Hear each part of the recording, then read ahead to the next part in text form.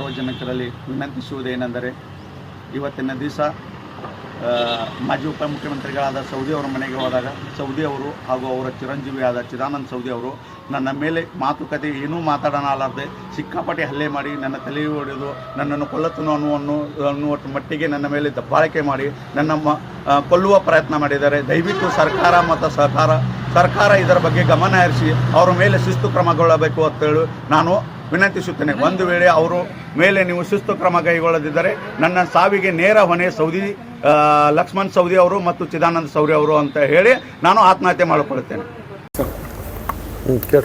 ದಾಟೆ ಇಲ್ಲ.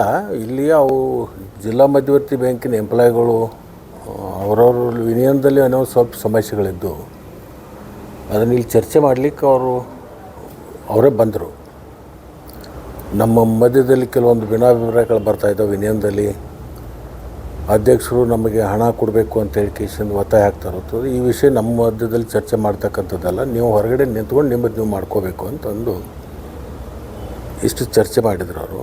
ನಾನು ಹೇಳಿ ಕಳಿಸಿದೆ, ನಿಮ್ಮಲ್ಲಿ ಏನೋ ಭಿನ್ನಾಭಿಪ್ರಾಯ ಇದ್ದಾವೋ ಅದನ್ನು ನಿಮ್ಮಲ್ಲಿನೇ ಬಗೆಹರಿಸ್ಕೊಡ್ರಿ ಅಂತ ಹೇಳಿದೆ ನಾನು.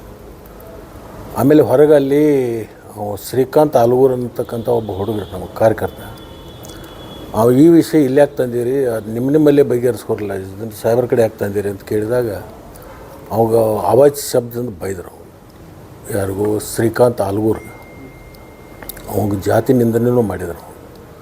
ಆಮೇಲೆ ಅವರವರಲ್ಲಿಗೆ ಅಲ್ಲಿ ನೂಕಾಟಾಗಿ ಆಮೇಲೆ ಇಲ್ಲಿಂದ ಹೊರಗೆ ಕಳಿಸಿದ್ದಾನೆ. ಇನ್ನೇನೋ ಇದ್ರೆ ಜಗಳ ಮಾಡ್ಕೊಂಡು ಹೋದ್ರೆ ಹೊರಗೆ ಹೋಗ್ರಿ ಅಂತ ಕಳಿಸಿದ್ವಿ. ಶ್ರೀಕಾಂತ್ ಆಲೂರ್ಗೆ ಮತ್ತು ಅವರಿಗೆ ಆಗಿರ್ತಕ್ಕಂಥದ್ದು ಅದು ವಕವಾದ. ಅವನಿಗೆ ಆವಾಜ ಶಬ್ದದಿಂದ ಬೈತಾ ಇದ್ದ. ಅದನ್ನು ನೋಡಿ ಅವರು ಕೈ ಮೆಲಾಸಕತ್ತಿದ್ರು. ನಮ್ಮ ಹುಡುಗರು ಎಲ್ಲರೂ ಕುಡುಕಿಸಿದ್ದು ಹೊರಗೆ ಹೋಗ್ರಿ ಇಲ್ಲಿಂದ ಬೇಡ ಅಂತ ಹೇಳಿ ಕಳಿಸಿದ್ದು ಇಷ್ಟೇ. ಬಿಟ್ಟರೆ ನಮಗೇನಾದರೂ ಅದಕ್ಕೇನು ಸಂಬಂಧ ಇಲ್ಲ.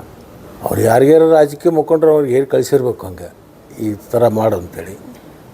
ಪ್ರಚಾರಗಳು ಮಾಡ್ತಕ್ಕಂಥ ಸ್ವಾಭಾವಿಕಲ್ಲ.